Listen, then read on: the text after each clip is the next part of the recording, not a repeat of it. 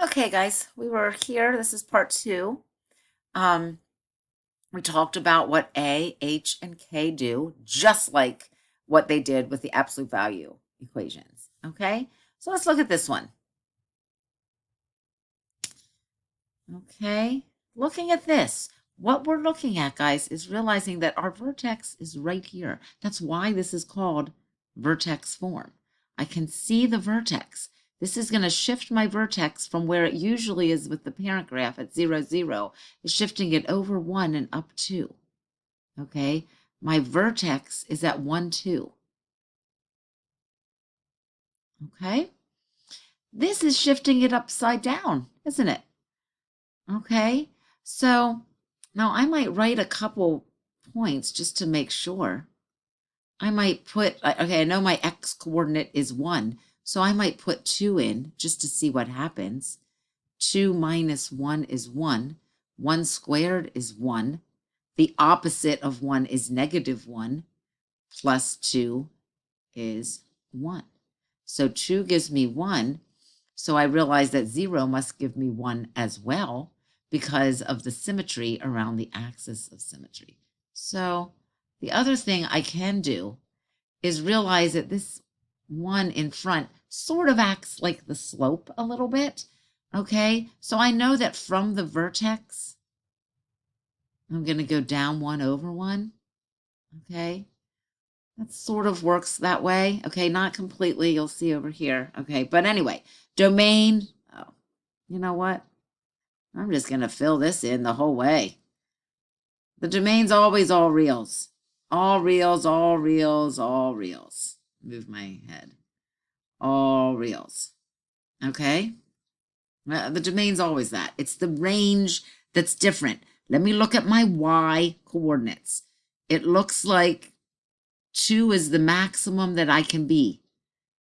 Right? I'm never going to be 3. I'm never going to be 4. The y coordinate of your vertex is what you're looking at for range. So in this case, I'm not going to say all the y's are bigger than or equal to 2.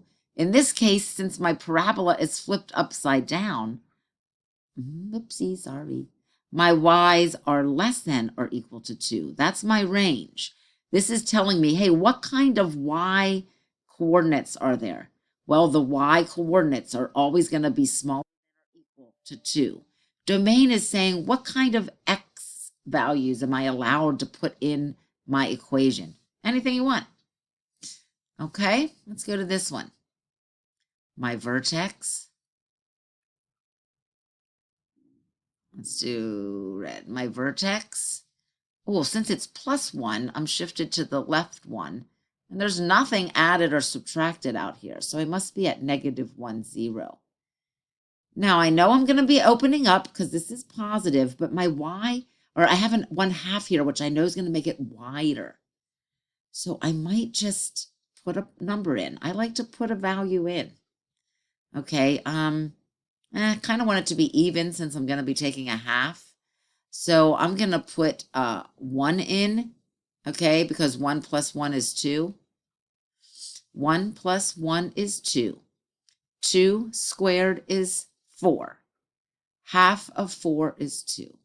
So since 1 gives me 2, let's see, 1 is 2 away from my vertex. So I'm going to go 2 in the other direction, and that should give me 2 as well. Do you see how I use the symmetry? I know the axis of symmetry is right here. This cuts it in half. So if I go over to 1 and that gives me 2, then something the same distance away from the vertex in the other direction will also give me 2. I just kind of use symmetry. Or you can just plug points in until you get used to it, okay? But I can see now this is a little bit wider, whoopsies, than my normal graph, okay? Domains all reals, already knew that. Now my range, let's see, since my vertex was negative 1, 0, it looks like 0 is the smallest y I'll ever have. I'm never going to be under 0. So my y's are greater than or equal to 0. Notice how you're always using the y coordinate of your vertex in the range. You just have to think, is it less than or equal to? or greater than or equal to. Okay, 2x squared minus 3. Well, there's nothing in here. It's kind of like I have x minus 0 squared.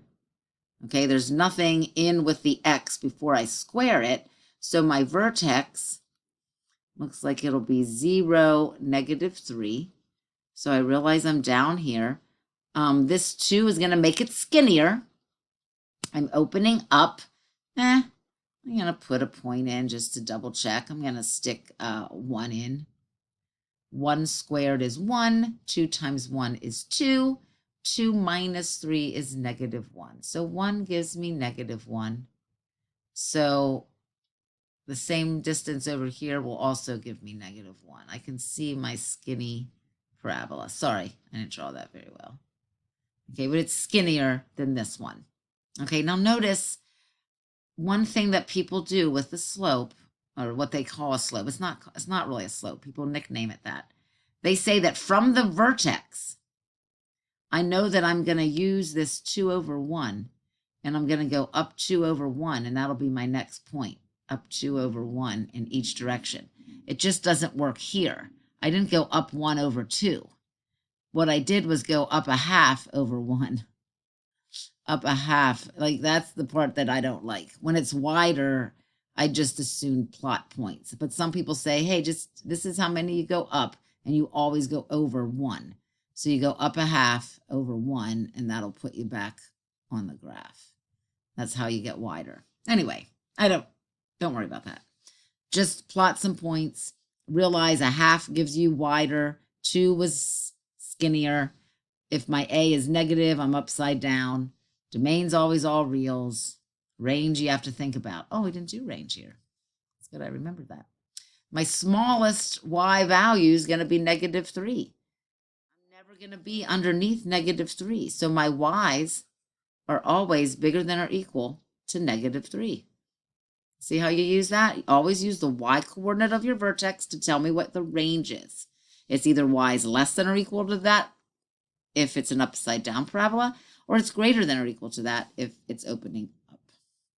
This we're doing in class. We're not going to do it as you just watch the video because you might be the only one watching it right now and it's irrelevant. Sorry. Sorry that you missed out on that, but it's an in-class activity with when you have a lot of kids. And because we pair you up, etc. All right, so here's just maybe something you could write down. Here's your normal y equals x squared. We've said this. It's another way of saying the exact same thing. The only thing that's different here is, with this a, like I said, sometimes you take a, whatever a is, and you put it over 1, and you go up a over 1, or down a over 1, whatever. If you want to just get that other point rather than plotting some points. The vertex is HK. Anyway, you can stop me here if you want and really look at this and write it down. It's a good page, just like the page with the chart. But if you think about it, the chart had the same information on it, okay? And it's just whether you want to look at it as a chart before I scribble all over it, or if you want to look at it here, okay? So in your homework, you'll be graphing things like this, and I'll be asking you questions, okay? So, y equals -2, x plus 2 squared plus 3. This is very similar to something I'll be asking you to do on your homework. Hopefully you can see the vertex right away, guys. This is the vertex. Don't look at this. This has nothing to do with the vertex. The vertex is -2, the opposite of what's in here, +3. -2, 3. There we go. There's my vertex. It's going to open down, since that's negative.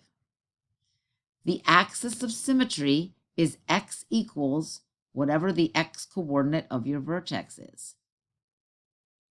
Okay, -2. Here it is. Okay, I'm just going to draw a dotted line. That's the axis. This is the line that cuts my parabola in half. Find some points to the left and right of the vertex. All right. Well, then I'm just going to stick in to the left. I'm going to stick in 0. Okay. You can stick in whatever number you want. Oh, I guess that's to the right, huh? Whatever. I'm going to pick one from one side. 0. If I put 0 in for x, 0 plus 2 is 2. 2 squared is 4.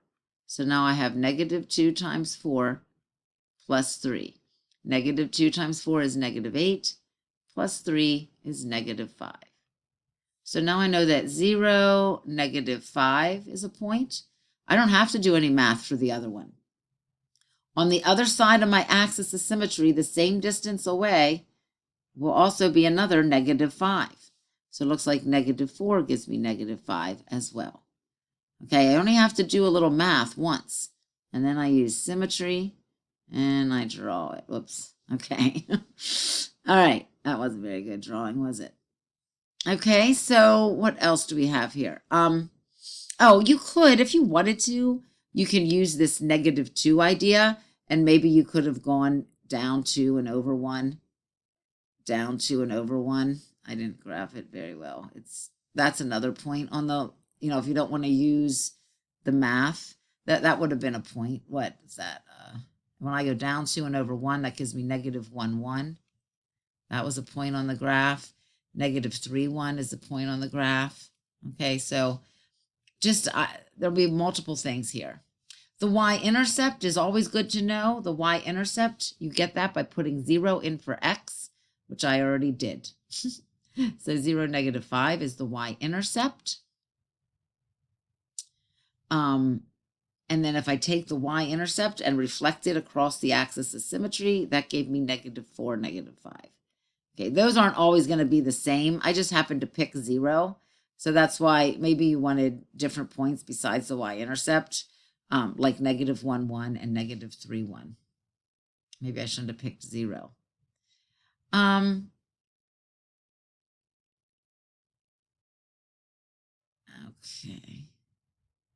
That's about it, really. We don't have to find, they're just saying if you want to find points,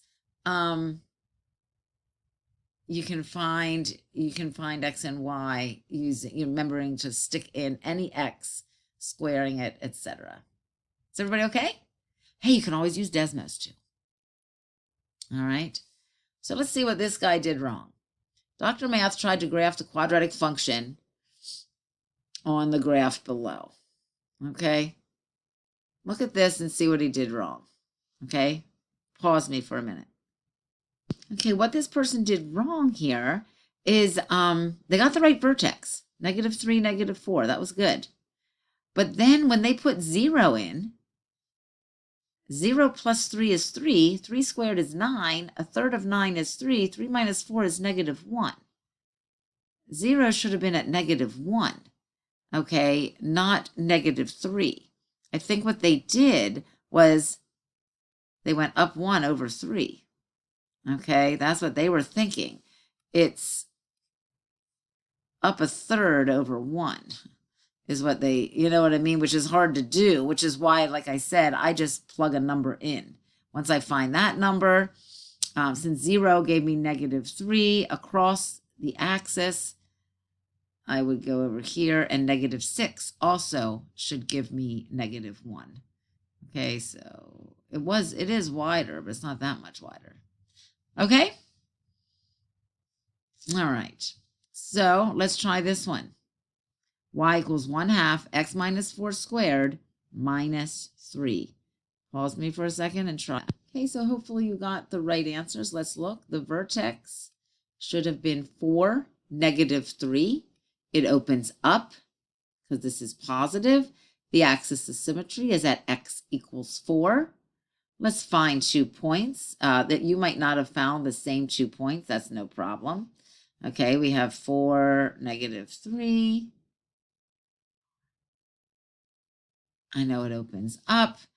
It looks like they're probably going to use, if we use symmetry, we're only going to go up a half and over 1. Up a half and over 1. So it would be 5, negative 2.5, and 3, negative 2.5. Okay, or you're just going to use, this person just stuck 6 in. Okay, we'll come back and do this with the next video. Okay, and I'll explain from here. All right, so tune back in for part 3, which is very short.